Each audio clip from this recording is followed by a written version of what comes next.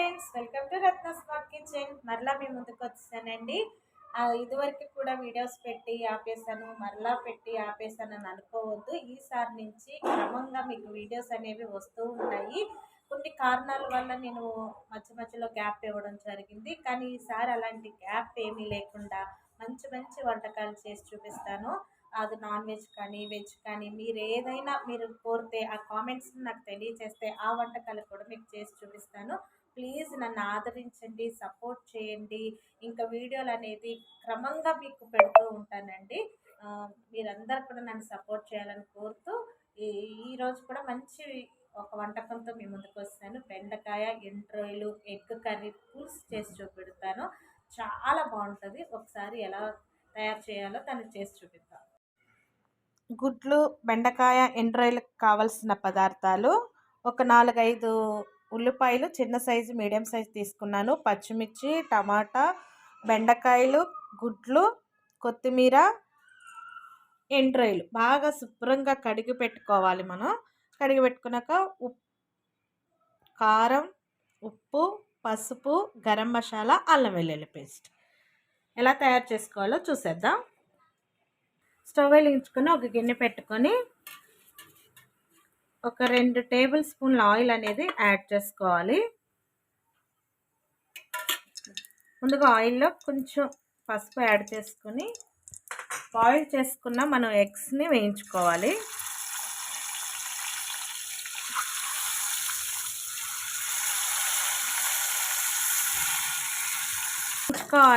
గుడ్లు ఉడకపెట్టేటప్పుడు సరిగ్గా గుడ్లు ఉడకలేదండి, అందుకే ఇలా వస్తుంది, ఏమనుకోవద్దు. ఇలా వేగిన తర్వాత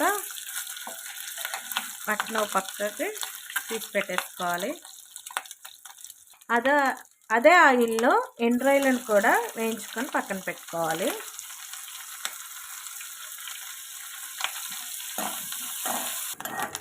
ఇలా వేగిన ఎండ్రాయిలను కూడా తీసేసుకొని పక్కన పెట్టుకోవాలి.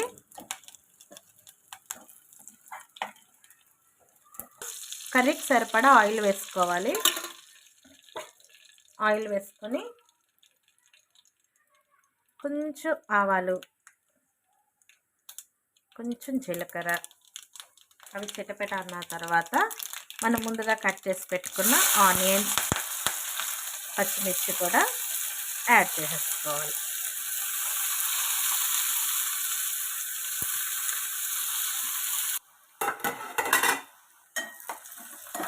ఇలా ఎర్రగా వేగిన తర్వాత చూడండి, ఎప్పుడైనా సరే ఏ కర్రీలోకైనా సరే ఆనియన్స్ బాగా వేగితే కర్రీ అనేది చాలా టేస్ట్గా వస్తూ ఉంటుంది.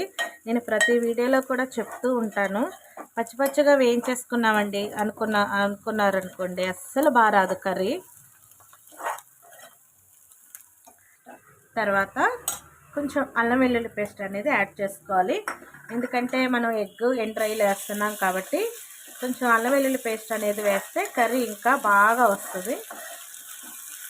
అది కొంచెం పచ్చివాసన పోయేంత వరకు మనం బాగా వేయించుకుందాం.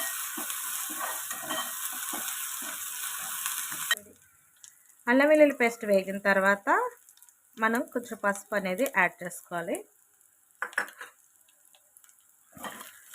స్టార్టింగ్లోనే మనం పసుపు అనేది యాడ్ చేసుకోవడం వల్ల కూర చాలా కలర్ఫుల్గా వస్తుంది.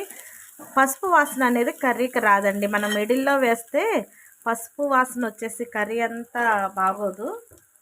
అలా వేగిన తర్వాత మనం ముందుగా కట్ చేసి పెట్టుకున్న ఈ టమాటా ముక్కలను కూడా యాడ్ చేసుకోవాలి.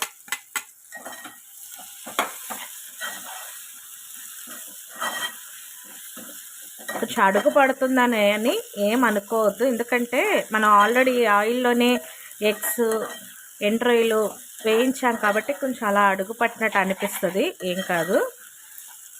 టమాటాలు అనేవి ఇప్పుడు ఏమి దేశవాళీ టమాటా కాదు, హైబ్రిడ్ టమాటా కాబట్టి అది కొంచెం మగ్గాలి. మూత పెట్టుకొని బాగా మగ్గించుకుందాం. చూడండి ఫ్రెండ్స్, ఇలా మగ్గిపోవాలి. ఎందుకంటే ఇదివరకు టమాటాలు దేశవాళీ టమాటాలు వేయగానే చక్కగా వాటర్ వచ్చి చక్కగా మగ్గేది. ఇప్పుడు అంతా హైబ్రిడ్ టమాటా కాబట్టి కొంచెం ఎక్కువసేపు మగ్గించుకోవాలి. ఇలా మగ్గిన తర్వాత మనం స్పైసెస్ ఒక్కొక్కటి యాడ్ చేసుకోవాలి. మీ టేస్ట్కి తగ్గట్టు కారం అనేది యాడ్ చేసుకోండి. నేనైతే 1.5 టీ స్పూన్ వేస్తున్నాను, టేబుల్ స్పూన్. తర్వాత సాల్ట్ యాడ్ చేస్తున్నాను. ఇవి కొంచెం బాగా ఇలాగా నూనెలో కారం ఉప్పు కూడా మగ్గించుకోవాలి. ఇలా మగ్గిన తర్వాత మనం ముందుగా కట్ చేసి పెట్టుకున్న బెండకాయ ముక్కలు అనేది యాడ్ చేసుకోవాలి. ఇది కొంచెం పులుసుగా కాబట్టి కొంచెం బెండకాయ ముక్కలు అనేది కొంచెం పెద్దగా కట్ చేసుకున్నాను నేను.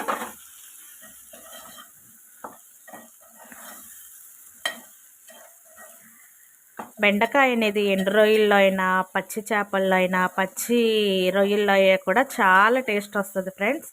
మీరు యాడ్ చేసుకోండి, కాంబినేషన్ అయితే సూపర్ ఉంటుంది.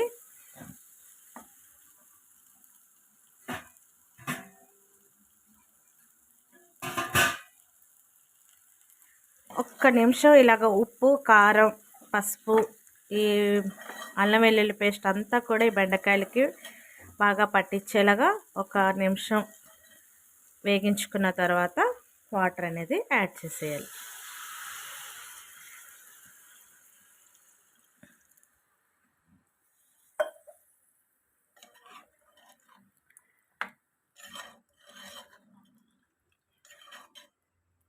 కొంతమంది ఇందులో చింతపండు పులుసు కూడా వేసుకోవచ్చు. నేను టమాటాలు ఎక్కువగానే వేసాను కాబట్టి చింతపండు పులుసు అనేది నేను యాడ్ చేయట్లేదు. ఎవరికైనా ఇష్టం ఉంటే కొంచెం చింతపండు నానబెట్టుకొని ఆ పులుసు కూడా యాడ్ చేసుకోవచ్చు.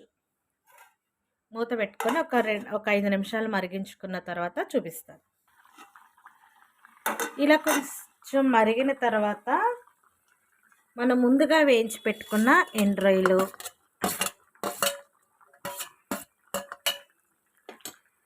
ఎగ్స్ ఇందులో యాడ్ చేసుకొని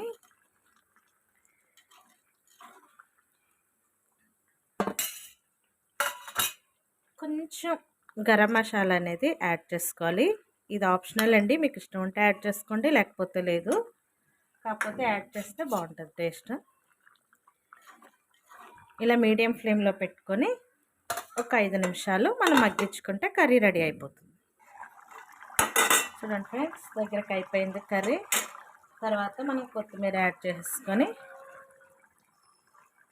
పులుసుల్లో కొత్తిమీర వేసుకుంటే చాలా టేస్ట్గా ఉంటుంది. మీకు ఒకవేళ ఎగురుగా కావాలంటే కొంచెం ఎగురు పెట్టుకుంటే సరిపోతుంది. మీకు ఎలా కావాలంటే అలా దించుకోవచ్చు. అంతే, స్టవ్ ఆఫ్ చేసేసుకుందాం. అంతే ఫ్రెండ్స్, సరే ఎండు రొయ్యలు ఎగ్ కర్రీ రెడీ అయిపోయింది. టేస్ట్ చూసి ఎలా వచ్చిందో మీకు చెప్తాను. ఇలా వేడి వేడి అన్నంలో కర్రీ ఇలా వేసుకొని కలుపుకొని తింటే టేస్ట్ ఎలా ఉందో చెప్తాను. చూడండి, ఎండు రొయ్య బెండకాయ పెట్టుకొని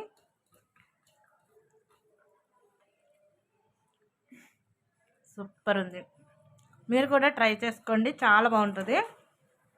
ట్రై చేసి ఎలా వచ్చిందో కామెంట్ సెక్షన్లో తెలియచేయండి. బాయ్.